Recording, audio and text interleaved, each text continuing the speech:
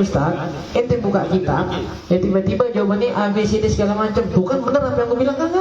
Agama enggak benerin ente enggak. Emang begitu aja dari agama. Dan bukan menyalahkan ente, wah agama enggak perlu amalan ini. Bukan, emang dasarnya begitu udah. Kalau istri ente yang benar, terima istri ente yang benar. Kalau suami ente yang benar, terima suami ente yang benar, selesai. Tapi kadang-kadang ada orang yang begitu, tahu agama udah ngomong kayak gini masih ditakwil lagi sama dia. Agama udah bilang aneh, ditakwil lagi. Ya kan bisa jadi begini juga dalam agama. Ya elah. Udah dalam masalah ini agama bilang begini, lo masih mau ngatur lagi, mau kemana sih? Mau kemana? Akhirnya mohon maaf. Ya terkadang ya Rob, naudzubillah. Ya, masih lebih mending orang-orang yang jelas berpisah keluarganya dalam bentuk kesalahan daripada orang yang berpisah karena alasan agama. Karena harusnya kalau alasan agama yang dipakai nggak berpisah. Ya Allahumma tadi kita bilang, kecuali kalau udah memang ya ada yang nggak menjalani haknya ini apa segala macam, tapi lucunya begitu gitu. Wah dengan dia nggak menjalani hak saya ini segala macam loh. Agama juga ngatur intil, itu jalanin nggak aturan agama buat intil. Kalau itu jalanin jangan ngomong istri itu doang, jangan. Ya jangan ngomongin suami itu doang, jangan. Suaminya mulu salah, istrinya mulu salah. Ya, ada agama, ada kitabnya, kita baca bareng-bareng. Artinya begini. Nah itu siapa yang benar, siapa yang salah. Yang benar udah jalanin, yang salah ngalah berarti. Famin ajli an na'isha hayatan zawjiyah sa'idah bi dhilli minhajillah. Nah ini closing statementnya dari beliau nih. Maka kalau kita pengen hidup dalam kehidupan rumah tangga yang berbahagia dengan syarat di bawah aturan manhaj Allah dan Rasulullah. Silahkan baca kitabnya. Iya, kalau kita pengen bahagianya di bawah aturan Allah dan Rasul, ya silakan baca kitab ini, karena kitab ini memang saya karang ya untuk menjelaskan bagaimana seorang muslim dan muslimah bisa hidup dalam rumah tangga yang bahagia, ya yang bahagia, ya dengan apa namanya dengan tata cara atau aturan yang telah dibuat oleh Allah dan Rasulullah. Nah, terakhir di pembukanya beliau tutup dengan doa, Allahumma inni as'aluka bi asma'ikal husna wa sifatikal ulya. Ya Allah, ya saya memohon kepadamu dengan asmaul husna dan sifat-sifatmu yang agung, wa bismikal a'zam, dan dengan ismul a'zam alladzi idza du'ita bihi ajabta. Yang mana ismul a'zam ini kalau orang berdoa dengan nama ini pasti dijawab sama Allah. Wa idza su'ilta a'taita, kalau engkau diminta pasti dikasih. Antarzuqa kullu muslimin wal muslimatal afaf. Ya semoga yang kau berikan rezeki untuk setiap muslim dan muslimah penjagaan untuk kehormatan diri mereka. Antarzuqahum jami'an, dan kau berikan mereka semua yang sudah menjaga diri mereka dengan pernikahan ad-dzurriyyah as-salihah, keturunan yang salihah, allati takuna 'aunan lahum 'ala amri dunyahum wa dinihim wa dunyahum. Ya, dan yang menjadi pembantu penolong buat mereka untuk menjalani kehidupan dunia dan agama mereka. Nah, tadi masuk nih ke bab pertama, al-hattu 'ala nikah. Al-hadd apa sih? Motivasi, dorongan untuk menikah. Itu. Kok itu baik banget, getir banget kayaknya. Remehin tutup dah. Al-hattu 'ala nikah, motivasi untuk menikah. Masya Allah. Di sini akhil Habib, akhilnya Habib ya, bisa dong. Akhilnya Habib. Ya wahai saudaraku yang tercinta, inna nikah mu'inun 'ala din. Nikah itu bisa jadi penolong untuk menjalani agama kita. Tuh.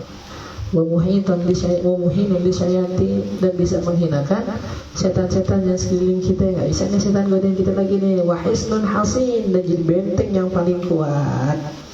Wa sababun litakthiril ladzi bihi mubahatu sayyidil mursalin, dan menjadi sebab untuk memperbanyak keturunan yang nanti ya dijadikan kebanggaan oleh Nabi di akhirat. Ya, banyak nih ya, nanti dimulai dengan ayat-ayat dalam Al-Quran yang menunjukkan motivasi atau dorongan untuk menikah. Antara lain yang tadi itu, ya ayyuhan nasu taqu rabbakum alladzi khalaqakum min nafsin wahidah. Yang lain ayatnya apa lagi? Wa qala ta'ala wa ankihul ayama minkum wassalihin min ibadikum wa imaikum. Ya, Allah perintahkan kepada siapa ya? Orang tua, kepada para dermawan, bukan dermawan, para tuan yang punya budak, ya as-salihin min ibadikum wa imaikum.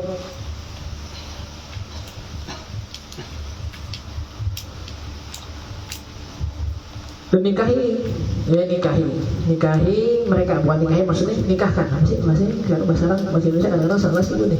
Nikahkan ya, ke orang lain nikahkan berarti. Dan nikahkanlah anak-anak kalian, hamba-hamba kalian yang saleh. Iyakunu fuqara. Kalau mereka miskin, yughnihumullah min fadlih. Pasti nanti Allah kasih kaya.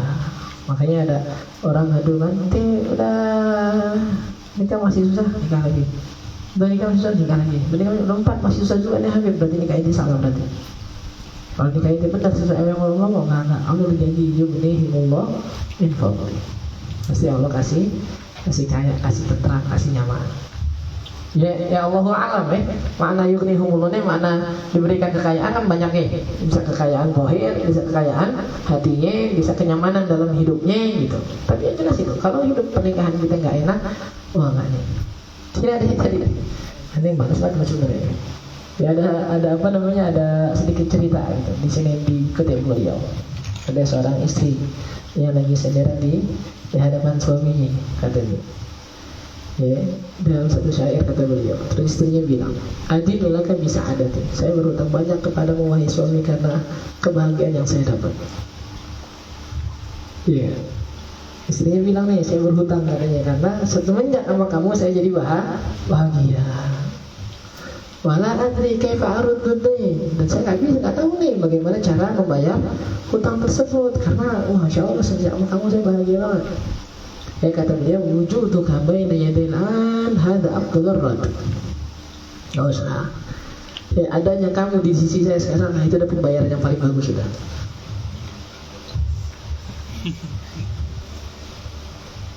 Boleh ya? Jadi satu mas. Ada baca tadi, jauh dari kitabnya. Ada agak lebih-lebihnya juga dikit kita.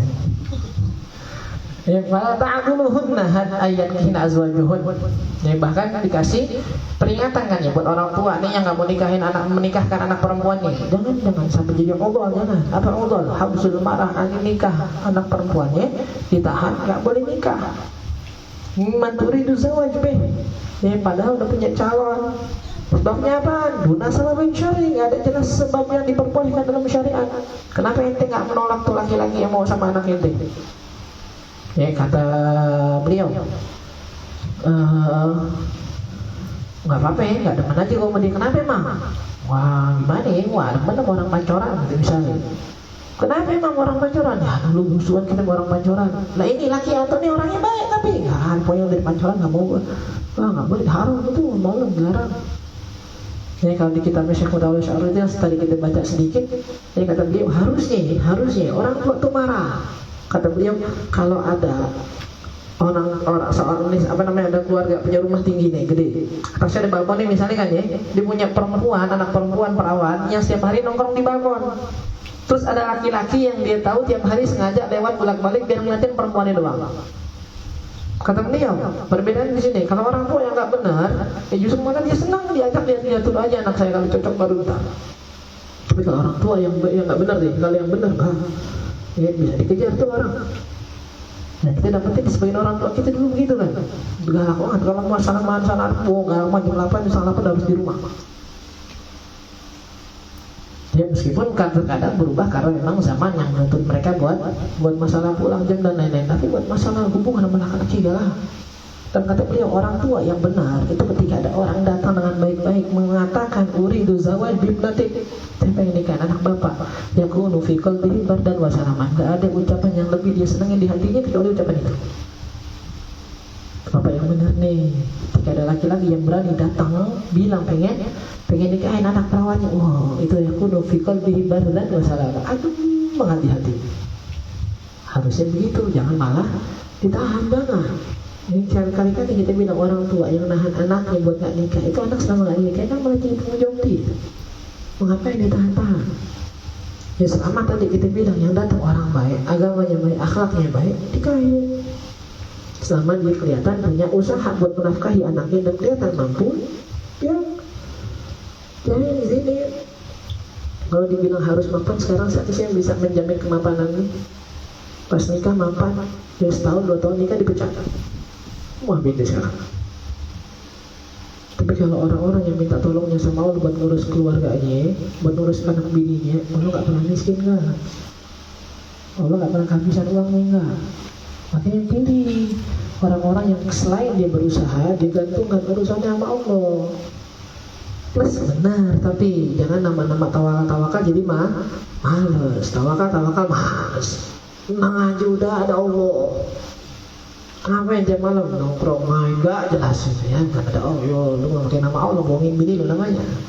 Ya enggak.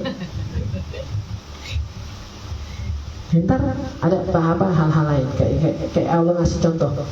Ntar ada Nabi Musa kan? Tahu pernikahan Nabi Musa nggak sama anak Nabi Syuaib? Jadi Nabi Musa kan nikah sama anak Syuaib, nambah anak Syuaib aja. Sama anak Nabi Syuaib disuruh kerja dulu. Itu mau kerja nggak mana 8 tahun, ntar ada kasih mahar. Dan beliau iya, kata ulama itu lihat tuh Nabi aja rela buat kerja 8 tahun dulu biar nanti bisa nikah. Itu bagaimana? Ya perkara pernikahan itu penting. Sama pentingnya ya dengan tadi apa yang kita bahas, kalau seandainya La ilaha illallah Muhammadur Rasulullah, bagaimana cara memilih pasangannya? Ya gimana? Mau nikah buru-buru? Nggak, jangan nikah buru-buru, jangan. Nikah tepat aja waktunya. Kalau nikah buru-buru dah, yang cepat jangan. Tahu nggak cepat-cepat buru-buru, pasangannya salah, durasi cepat juga jadi. Ya jangan. Ya, kita pengen sebenarnya dari awal ada rezeki, dapat pasangan yang soleh, cepetin nikahnya. Tapi kalau belum dapat nggak apa-apa. Yang penting jangan ada kepinginan, jangan ada niat dalam hati nggak pengen nih nikah, ini baru yang bahaya nih. Gitu. Allahu a'lam. Nabi, nanya ya. Tahu senanya kalau mau nikah besok sudah. Cuma gagal ditanya juga nggak usah jawabannya. Udah nikah besok nggak? Masa dibatalin step jangan.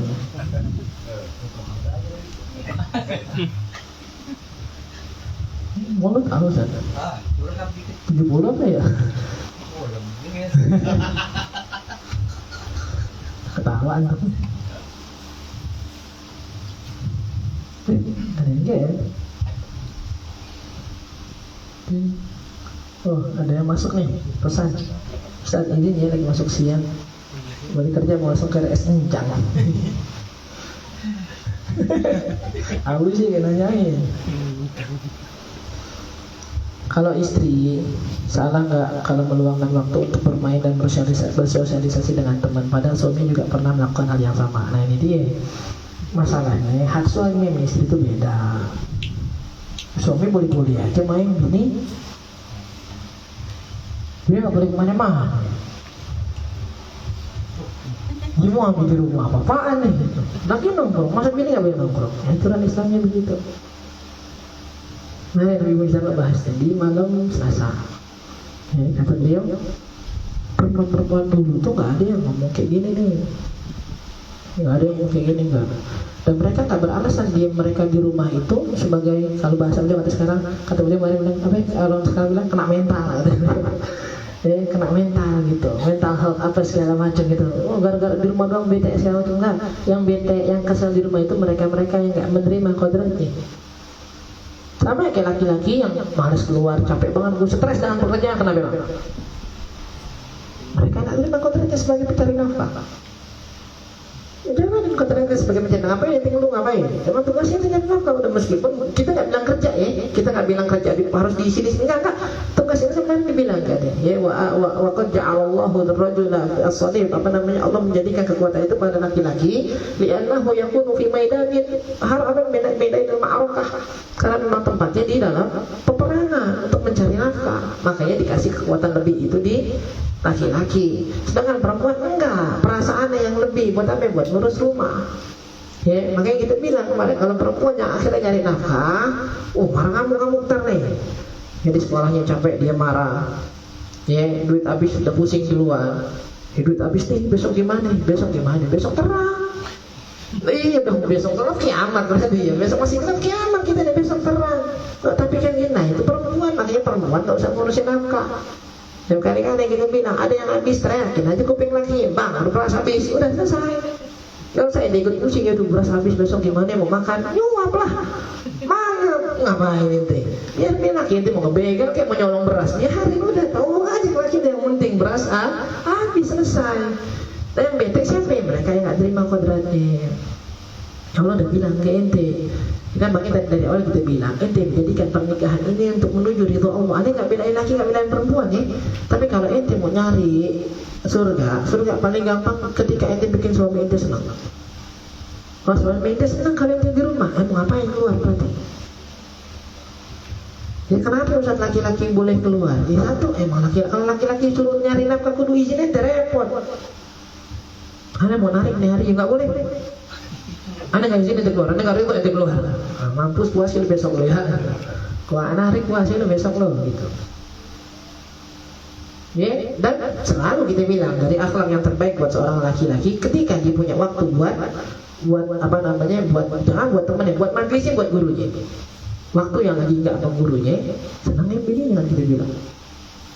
Jadi sama guru ini malam apa? Malam Senin, malam Selasa, malam Rabu, malam Kamis, malam Jumat. Ya libur kapan? Malam Sabtu, malam Minggu. Bukan jadwal lisan berarti nih ya. Bukan jadwal lisan tuh. Soalnya malam Sabtu, malam Minggu mana ada. Malam Sabtu, malam Minggu. Jalan bininya itu berarti. Oh enggak, kerjaan kita malam, kita laki-laki panggilan. Iya kan Ustaz penceramah laki-laki panggilan semua kan. Ya, makanya kan caranya malam nih. Kapan kosongnya? Pagi ya masih ya. Alasan ngantuk jangan. Jalan Jepang kalau malam kan abang ada ceramah lagi nih. Ntar malam kan abang ada apa namanya, ada ngajar lagi ya. Sekarang ya jalan yuk. Ayo bismillah. Jangan, gue kan dakwah, gue udah capek buat Nabi gitu. Ngalah, ya setan. Udah tidak mau ngajar jalan itu kan buat Nabi, PAWA lagi gitu. Makanya dengan kita bilang udah begitu. Ya kalau emang inti baik, jadi suami yang baik, emang tugasnya inti udah inti. Sama Allah tugasnya inti, sama Nabi tugasnya inti, sama orang tua, sama guru tugasnya inti. Ya tapi lagi luar dari waktu itu, kalau bini inti minta sesuatu, gampang. Anda semua cuma dekat jalan makan bakso doang. Ayo bentar makan bakso, ayo. Iya bang, abang jangan aja temenin makan bakso dulu dong. Masih sempat waktunya, ayo udah. Itu jalan jam berapa? Jam 5. Bini ngajak jalan jam 2, makan bakso yuk. Ajak makan. Bini juga jangan kamu udah makan bakso jam 4:30 lah. Makan bakso jam 5 baru ngajak sekarang. Tapi mana gue diprek gue bingin nih. Ajak jalan jam 2. Kalau laki lo nggak mau, dia salah. Dia salah bukan haram ya, maksudnya salah tuh berarti ente nggak ngikutin Nabi nggak. Udah tuh waktu itu mau guru mengajar tiap malam udah tuh berarti siang, pagi lagi nggak kemana-mana, aja. Oh ada pengajian lagi libur nih, pengajian libur nih jalan yuk, nggak usah diminta makan ini jalan yuk. Yang mau ngaji libur nih, jalan. Ini tapi buat teman nongkrong, terus jadi alasan lagi setan kan mungkin dengernya dia. Pengajian libur nih, jalan-jalan yuk, temen nih yang diajak. Aduh repot saudara. Ya maksudnya udah punya bini nih, udah punya ibu ngajar libur nih, jalan, mau libur nih. Nggak ada guru lagi Islam, Habib Islam, jalan nanti. Gitu. Jadi ya udah gitu. Masa Nabi bilang kenapa nggak ada? Kenapa ini sih emang dari dasar Islamnya? Ya Islam nyuruh ente sekarang wahai istri buat nyenangin suami. Suami ente senang apa ente di rumah, jangan kayak ditanya kenapa, jangan. Kenapa sih lu nggak boleh keluar? Gue cuma di rumah. Kenapa mama? Kalau ke rumah orang tua, ya paling enggak udah lakinya anterin, ayo anterin yuk kita ganti ke rumah orang tua lo kapan gue bisanya kosong nih hari Senin pagi kosong kita main sono ya gitu. Oh nggak bisa segitu kosong. Kebetulan rumah dekat atau bini kita bisa naik motor lancar, itu jalan dah. Ya Senin nih itu keluar dah pagi itu ke rumah orang tua, ntar sore malam balik tapi ya sebelum maghrib udah di rumah dah. Itu mana bini? Nih nggak intinya bisa naik motor, dia nggak bisa nganterin, dia nunggu dia nggak tahu kapan. Rumah orang tuanya dekat nggak di sini juga. Beda kalau rumah orang tua lu di Nusa Tenggara Barat kali dah. Kan kudu naik pesawat jalan sendiri aja. Rumah orang tuanya dekat ini aja. Kasih syarat maghrib udah pulang misalnya ya gitu. Tapi kalau buat teman-teman ya udah. Kali-kali kita bilang jangan nikah. Jangan nikah kalau belum siap buat hanya bahagia dengan suami. Dan jangan nikah kalau nggak sempat punya waktu buat membahagiakan istrinya. Kerekam nggak tuh? Nggak kerekaman ya? Jangan direkam, jangan. Itu salah satu ceramah nikah gue. Ketahuan lagi, jadi jangan. Itu.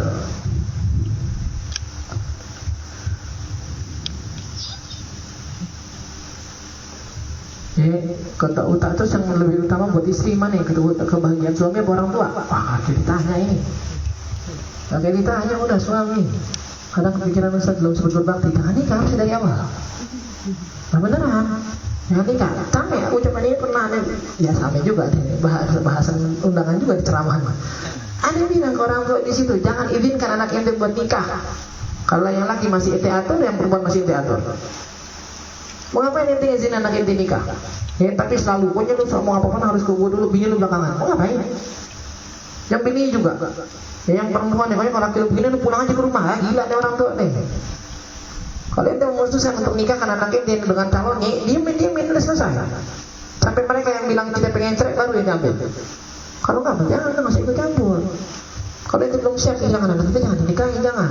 Dan sama, kita sebagai anak juga jangan nikah dah. Ya kalau alasannya nanti pikiran orang tua gimana? Emang udah begitu aturannya. Kalau ente mau nyalahin, bukan nyalahin anak, bukan. Aduh, direkam mati. Live ya? Salahin negara. Demanya dijapin juga ya. Iya, salahin negara. Karena kalau dibilang orang tua saya tua usah gak ada ngurus, kenapa sih negara yang ngejamin? Kalau seandainya semua berlaku dengan hukum Islam, mereka-mereka yang udah gak punya anak yang bisa menafkahi, datang dari Baitul Muslimin kan, Baitul Mal, dari kas negara kan dikasih. Bukan kita, bukan. Makanya kalau mau semuanya enak, jalanin sesuai hukum Islam. Mau pengajian hati ini, pengajian hati ini, ya, bugot itu, gitu. Emang dasarnya begitu. Harusnya kas negara ya, menjamin buat mereka yang udah tua, tuh, ya, jadi begitu. Allahu a'lam. Al-Fatihah. A'udzubillahi minasyaitonir